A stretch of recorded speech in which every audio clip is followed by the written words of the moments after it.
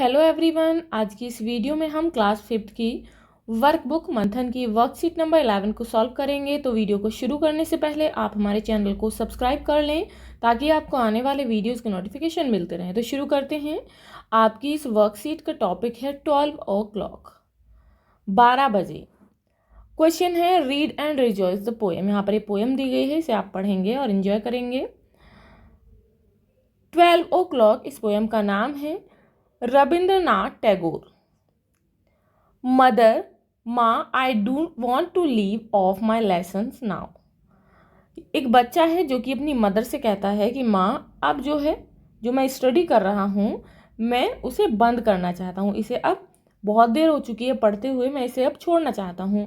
I have been at my book all the morning, कि मैं सुबह से ही, ऑल द मॉर्निंग मैं सुबह से ही पढ़ रहा हूँ। यू से, अब वो लड़का कहता है यू से, कि तुम कहती हो इट इज़ ओनली 12 o'clock, कि अभी तो केवल 12 ही बजे हैं।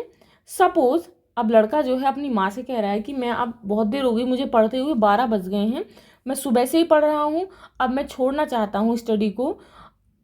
अब वो कहती है, उसकी मदर कहती है कि अभी तो 12 ही बजे हैं। तो लड़का कहता है कि आप तो ये कहती हो कि अभी तो केवल 12 ही बजे हैं। Suppose it is not any later. अब वो कहता है कि मान लो कि अब बाद में कोई टाइम ही नहीं है, यानी कि 12 बजे जो है वो लास्ट है, टाइम ही नहीं है। कांट यू एवर थिंक, क्या तुम कभी नहीं सोच सकती, इट इज़ आफ्टरनून, कि ये दोपहर हो चुकी है। आप कहती हो केवल 12 ही बजे हैं, ये नहीं कहती हो कि ये दोपहर है। When it is only 12 o'clock, जब केवल 12 बजते हैं। इट मीन्स वो लड़का कहता है कि क्या तुम कभी ये नहीं सोच सकती कि ये दोपहर है जब केवल 12 बजे हैं। आई कैन ईजीली इमेजिन, अब मैं आसानी से कल्पना कर सकता हूँ, that the sun has reached the edge of that rice field, कि जो सूर्य है रीच्ड पहुँच चुका है, एज किनारे पर, ऑफ दैट राइस फील्ड, जो चावल के खेत हैं उनके किनारों पर, यानी कि जो चावल के खेत हैं उनके ऊपर सूर्य पहुँच चुका है। And the old fisher woman is gathering herbs, और जो मछली पकड़ने वाली औरत है वो इकट्ठा कर रही हैं क्या, हर्ब्स, छोटी छोटी हर्ब्स, औषधि। यहाँ पर हर्ब्स जो है वो किसके लिए, भोजन के लिए, फल फूल पत्तियाँ। फॉर हर सपर, अपने भोजन के लिए। By the side of the pond, कहाँ से, तालाब के किनारे से। अब वो कहता है कि जो ओल्ड फिशर वोमेन है वो अपने खाने के लिए, अपने भोजन के लिए खाना इकट्ठा कर रही हैं तालाब के किनारे से। I can just shut my eyes, मैं जस्ट अभी सट बंद कर सकता हूँ अपनी आंखों को, एंड थिंक, और सोच सकता हूँ, that the shadows are growing darker under the mother tree. That the shadow, और जो शैडो कहते हैं जो छाया है, आर ग्रोइंग बढ़ रही है, डार्कर और गहरी हो रही है, अंडर द मदर ट्री, जो मदर के वृक्ष हैं उनके नीचे जो छाया है। इट मीन्स इतनी दोपहरी हो चुकी है कि उनकी छाया और ज़्यादा गहरी हो रही है। And the water in the pond looks shiny black, और जो तालाब में पानी है, इट मीन जो पानी भरा हुआ है वो बहुत ही काला चमकदार दिखाई दे रहा है। इट मीन सूर्य ऊपर से है, उसकी जो किरणें हैं सीधी पानी में जा रही हैं, जिससे जो पानी है वो बहुत ही चमकदार दिखाई दे रहा है। If 12 o'clock can come in the night, अब वो लड़का कहता है कि यदि 12 o'clock, यदि 12 रात में बज सकते हैं, why can't the night come when it is 12 o'clock, तो रात तब क्यों नहीं हो सकती जब 12 बजते हैं। तो आपको जो है ये पोएम समझ में आ चुकी होगी। तो इसमें कुछ वर्ड्स दिए गए हैं, तो वर्ड्स देखते हैं। वर्ड पावर, लेसन्स, लेसन्स किसे कहते हैं, अ पीरियड ऑफ लर्निंग और स्टडिंग, यानी कि जब हम पढ़ते हैं, पढ़ने का वह समय, पाठ, यानी कि हमारे लेसन्स जो होते हैं, हमारे पाठ जो होते हैं, जब हम उन्हें पढ़ते हैं, स्टडी करते हैं उनकी। इमेजिन, इमेजिन का मीनिंग होता है कल्पना करना। It means to form an image in mind, अपने दिमाग में कोई भी चित्र बनाना, that is called imagine. Edge, edge means होता है बॉर्डर, इट मीन्स किनारा। गैदरिंग, टू कलेक्ट, यानी कि इकट्ठा करना। हर्ब्स, हर्ब्स का मीनिंग होता है प्लांट विद लीव्स, पौधे पत्तियों सहित, यानी कि जिसमें पत्तियां होती हैं। सीड्स, बीज, और फ्लावर्स और फूल, यूज फॉर फ्लेवरिंग फूड, जो कि खाने के फ्लेवर के लिए यूज़ किए जाते हैं, यानी कि खाने को बनाने के लिए यूज़ किए जाते हैं। इट मीन्स जड़ी बूटी भी होती है, और जो हमारा भोजन होता है दैट इज कॉल्ड हर्ब्स। सपर, सपर कहते हैं डिनर, यानी कि रात का खाना, यानी कि भोजन। Madar tree, a very common shrub that grows in India, एक बहुत ही सामान्य सा पेड़ जो कि भारत में उगता है, मदार का पेड़। Now question number 2, tick the correct answer. यहाँ पर आपको सही आंसर पर राइट मार्क करना है। The child is talking to his, बच्चा जो है किससे बात कर रहा है? अंकल से, टीचर से, मदर से या फिर फादर से? तो किससे बातें कर रहा है? मदर, अपनी माँ से। तो आंसर है option number 3। Next, the sun has reach the edge of the, सूर्य किसके किनारे पर पहुंच चुका है? राइस फील्ड, हाउस, कॉर्नफील्ड या फिर स्कूल? तो राइस फील्ड पर जो है सूर्य पहुंच चुका है, उसके किनारे पर, यानी कि उसके ऊपर पहुंच चुका है। Now question number 3, complete the following. यहाँ पर आपको इन्हें कंप्लीट करना है।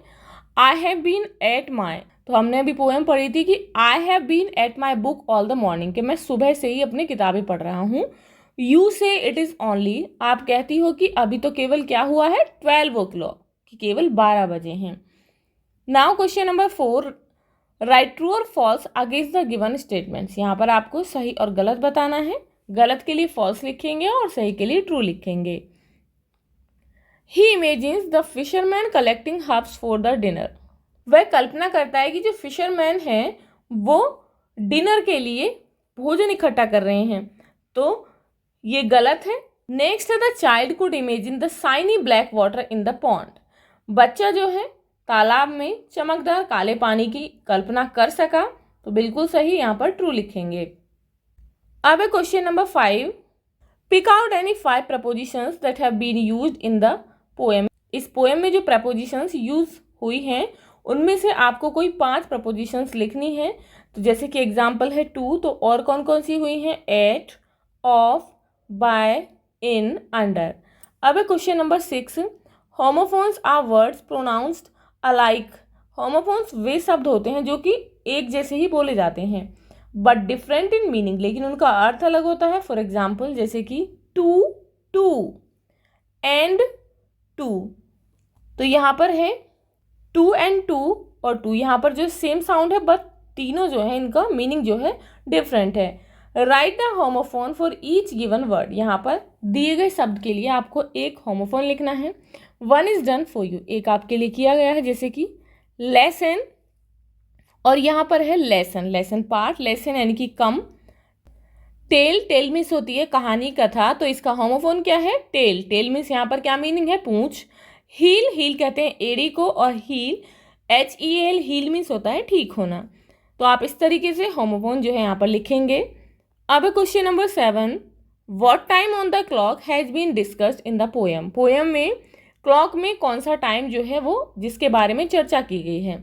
Also mention your favourite time of the day with a reason, आप जो है यहाँ पर अपने पसंदीदा समय भी लिखेंगे, पसंदीदा समय कौन सा है उसके बारे में लिखेंगे, और क्यों क्यों है वो भी लिखेंगे। The time 12 o'clock has been discussed in the poem, तो इसमें 12 o'clock टाइम जो है डिस्कस किया गया है, तो आप यहाँ पर अपने फेवरेट टाइम को विद रीजन भी लिखेंगे। नेक्स्ट है, look at the given picture, दी गई पिक्चर को देखिए, एंड इमेजिन, और कल्पना करिए, व्हाट वुड हैपन नेक्स्ट, आगे क्या हुआ होगा, when the child goes out for playing, जब बच्चा खेलने के लिए बाहर जाता है। Draw and colour your imagination, तो आप अपनी कल्पना में जो भी चित्र आता है उसे यहाँ पर बनाएंगे और उसमें सुंदर से कलर फिल करेंगे। तो आप सभी सोचेंगे कि जब बच्चा पढ़ने के बाद खेलने के लिए बाहर जाता है तो उसके साथ क्या होता है, तो आप ये सब अपने माइंड में सोचेंगे और जो भी इमेज आपके माइंड में आती है आप उसे यहाँ पर बनाएंगे और उसमें सुंदर से रंग भरेंगे। अब क्वेश्चन है, परछाई कभी बड़ी कभी छोटी। रविन्द्रनाथ टैगोर को पेड़ों के नीचे बैठकर अपने आसपास के पर्यावरण को देखना और उन पर कविता लिखना बहुत पसंद था। एक दिन वह पेड़ के नीचे बैठे कविता लिख रहे थे। सुबह उन्होंने देखा कि पेड़ की परछाई पेड़ से बहुत बड़ी थी और दोपहर होते होते वह छोटी होती गई, फिर शाम तक वापस बड़ी हो गई। टैगोर को लगा यह जादू है। अब आपको क्या लगता है, क्या वाकई यह जादू था? तो आप यहाँ पर सोचकर लिखेंगे। तो आंसर है इसका, यह जादू नहीं है। परछाई सूर्य के स्थिति के बदलने के साथ छोटी व बड़ी होती है। सुबह सूर्य सामने की ओर होता है इसलिए परछाई बड़ी होती है, दोपहर को सूर्य ऊपर की ओर होता है इसलिए परछाई छोटी होती है, शाम को सूर्य पीछे होता है तो इसलिए उसकी परछाई बड़ी होती है। इट मीन सूर्य जो है घूमकर दूसरी तरफ आ जाता है तो इसलिए उसकी परछाई जो है फिर से बड़ी हो जाती है। अब क्वेश्चन है, दिन के अलग अलग समय पर अपनी परछाई देखिए, जो आपने देखा वह नीचे दी गई जगह में बनाइए। तो आप जो है सुबह के 8 बजे परछाई कैसी होती है, तो सुबह के 8 बजे परछाई लंबी होती है। यहाँ देख सकते हैं जैसे कि ये ट्री है, इसकी परछाई लंबी है। दोपहर के 12:30 बजे परछाई कैसी होती है, पेड़ के नीचे, यानी कि छोटी बनती है। उसके बाद दोपहर के 3 बजे परछाई कैसी बनती है, तो दोपहर के 3 बजे आप देख सकते हैं परछाई कुछ इस तरीके से बनती है। और शाम के 5 बजे परछाई कैसी बनती है, लंबी बनती है, यानी कि फिर से सूर्य जो है घूमकर नीचे की तरफ आ जाता है, जिससे परछाई जो है लंबी बनती है। तो आप इसी तरीके से खड़े होंगे अलग अलग दिए गए टाइम पर और लिखेंगे कि आपकी परछाई जो है कैसी बनी। अपने दोस्त के साथ मिलकर अपनी लंबाई मापिए। अब अलग अलग समय पर बन रही परछाई की लंबाई भी मापिए और नीचे लिखिए। तो आपकी लंबाई कितनी है यहाँ पर फिल कर देंगे। सुबह के 8 बजे परछाई की लंबाई, यानी कि आप सुबह 8 बजे खड़े होंगे और देखेंगे कि आपकी लंबाई जो है वो कितनी है। इट मीन्स अपने दोस्त के साथ खड़े होंगे, दोस्त जो है आपकी लंबाई को नापेगा कि वो कितनी है और उसके बाद यहाँ पर लिखेंगे आप। उसके बाद दोपहर के 12:30 पर परछाई की लंबाई नापेंगे। तो इसी तरीके से 12:30 पर खड़े होंगे, आपका दोस्त लंबाई नापेगा और यहाँ पर लिखेंगे। उसके बाद फिर दोपहर के 3 बजे परछाई की लंबाई कैसी होगी, तो जैसे कि चित्र में अभी आपने देखा कि जैसे कि यहाँ चित्र में दी गई है कि दोपहर के 3 बजे लंबाई जो है पेड़ की इस तरीके से है। उसके बाद 5 बजे परछाई इतनी लंबी है। तो आप जो है इसी तरीके से खड़े होंगे और अपनी परछाई को जो है यहाँ पर अपनी परछाई की लंबाई को मापकर यहाँ पर लिखेंगे। अब क्वेश्चन है, आपके अनुसार दिन के किस समय आपकी परछाई छोटी हो जाती है और कब आपकी परछाई लंबी हो जाती है। तो आपके अनुसार कैसी होती है, तो आप यहाँ सोच कर लिखेंगे, क्योंकि आप जो है अपनी परछाई को मापेंगे कि सुबह के समय कैसी होती है, दोपहर को कैसी होती है, शाम को कैसी होती है। तो सुबह और शाम के समय परछाई लंबी होती है और दोपहर के समय परछाई छोटी होती है। अब क्वेश्चन है, चित्र में हाथों की परछाई द्वारा कुछ जानवर बनाए गए हैं। तो आप देख सकते हैं चित्र की, यहाँ पर चित्र में जो है हाथों की सहायता से परछाई के द्वारा कुछ जानवर बनाए गए हैं। तो यहाँ पर आपको क्या बताना है, परछाई देखकर जानवरों को पहचानने की कोशिश कीजिए और लिखिए। तो यहाँ पर देखेंगे ये हिरन की परछाई है, ये भेड़ है। यहाँ पर ये हाउड की परछाई है, यह ऊंट, सुअर, बत्तख, बकरी, भेड़िया, खरगोश, कुत्ता, तितली, भालू, बैल, गधा, हाथी। तो ये सभी जो है अलग अलग जानवरों की परछाई हैं। तो यहाँ पर आप इनके नाम लिखेंगे, हिरण, भेड़, हाउंड, ऊंट, सुअर, बत्तख, भेड़िया, बकरी, हाथी, खरगोश, भालू, बैल, कुत्ता, तितली, गधा। अब क्वेश्चन है, धूप में जाकर आप भी इन जानवरों की परछाई बनाने की कोशिश कीजिए। तो आप भी ऐसी धूप में जाएंगे और अपने हाथों की सहायता से ऐसे ही कुछ जानवरों की परछाई बनाने की कोशिश करेंगे। नेक्स्ट है, परछाई बनाने के अपने अनुभव को अपने दोस्तों और बड़ों के साथ साझा कीजिए। आप इन बिंदुओं पर बातचीत कर सकते हैं। यह परछाई बनाने के लिए आप किसी खास तरीके से धूप में खड़े हुए थे? क्या किसी और तरीके से खड़े होने पर वह परछाई नहीं बन पाती? क्या यह परछाई दिन के किसी भी समय बन गई या फिर किसी खास समय पर ही बन पाई? तो आप इन क्वेश्चंस के आंसर सोचकर लिखेंगे, क्योंकि आप जो है कुछ जानवरों की परछाई अपने हाथों की सहायता से धूप में खड़े होकर बनाएंगे। तो आपका अनुभव कैसा रहा, तो आप अपने अनुभव को यहाँ पर लिखकर साझा करेंगे। तो आप इस तरीके से लिख सकते हैं, जैसे कि जिस समय सूर्य की किरणें तिरछी होती हैं उस समय परछाई अच्छी बनती है। जब सूर्य सिर के ऊपर होता है यानी दोपहर को, परछाई न के बराबर बनती है, यानी कि बहुत छोटी बनती है। और जब रोशनी ना हो तब भी परछाई नहीं बनती। यह परछाई दोपहर से पहले व दोपहर के बाद बनी। अब यहाँ पर क्वेश्चन है, आज हम घड़ी के माध्यम से समय का पता लगाते हैं, पर पुराने जमाने में समय का पता करने के लिए सनडायल यानी कि सूर्य घड़ी का इस्तेमाल होता था। सूर्य घड़ी को लोग सूर्य की स्थिति और जमीन पर बनती परछाई के माध्यम से समय का पता लगाने के लिए इस्तेमाल करते थे। दिल्ली में भी कई सूर्य घड़ी हैं, उनमें से एक का नाम जंतर मंतर है।